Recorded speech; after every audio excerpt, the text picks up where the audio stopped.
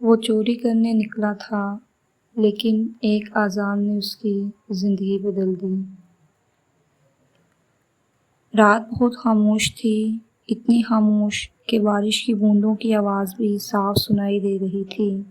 سڑکیں سنسان تھیں اور انہی اندھیری گلیوں میں ایک نوجوان تیزی سے چلتا جا رہا تھا۔ اس کے چہرے پر خوف تھا، دل میں بے سکونی، اور ہاتھوں میں وہ سامان جسے لے کر وہ ایک گناہ کرنے نکلا تھا۔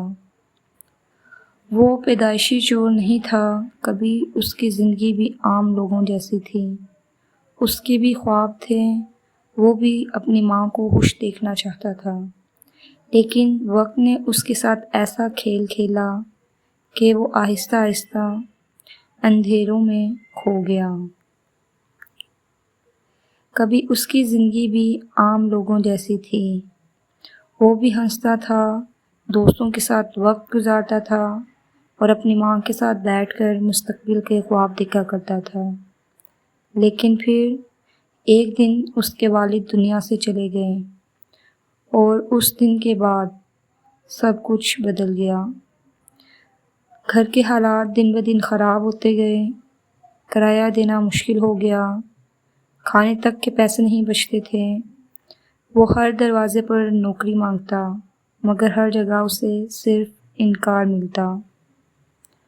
اور پھر غربت نے آہستہ آہستہ اسے اندھیروں کی طرف دھکیل لیا۔ اس رات اس نے فیصلہ کر لیا تھا کہ آج وہ ایک امیر آدمی کے گھر چوری کرے گا۔ اس کے ہاتھ کانپ رہے تھے، لیکن دل خود کو یہی سمجھا رہا تھا، بس آج کی رات، بس آج کی رات، پھر سب ٹھیک ہو جائے گا۔ مگر جیسے ہی وہ گھر کے قریب پہنچا، اچانک قریب کی مسجد سے فجر کی اذان کی آواز بلند ہوئی، اللہ اکبر، اللہ اکبر۔ وہ اچانک رک گیا، ایسا لگا جیسے وقت ایک لمحے کے لیے تھم گیا ہو۔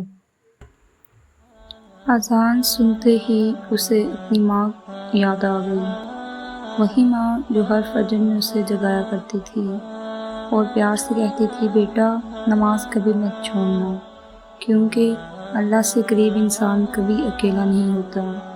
اس کی آنکھوں میں آنسو آ گئے، دل زور زور سے دھڑکنے لگا۔ ایک طرف غربت تھی، دوسری طرف اللہ کی آواز۔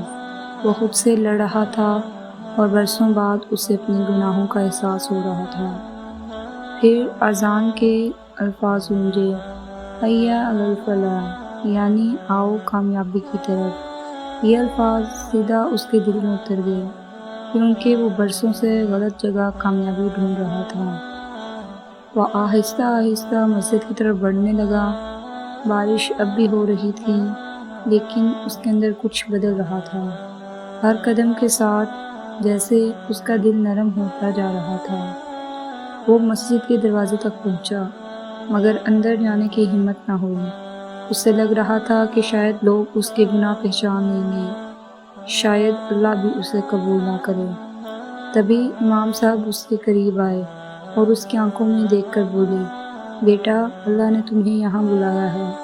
یہ الفاظ سنتے ہی وہ اندر سے ٹوٹ گیا، وہ سجدے میں گر گیا اور برسوں بعد پہلی بار دل کھول کر رویا۔ اس کے آنسو ہی نہیں رک رہے تھے، وہ بار بار صرف ایک ہی بات کہہ رہا تھا، یا اللہ مجھے معاف کر دے، یا اللہ مجھے معاف کر دے۔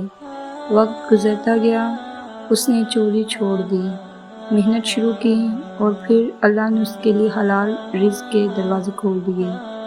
پہلے لوگ اس سے ڈرتے تھے، لیکن اب لوگ اس کی عزت کرتے تھے، اور ہر فجر میں وہ پہلی صف میں کھڑا ہوتا تھا، کیونکہ اسے سمجھ آ چکا تھا کہ ایک اذان انسان کی پوری زندگی بدل سکتی ہے۔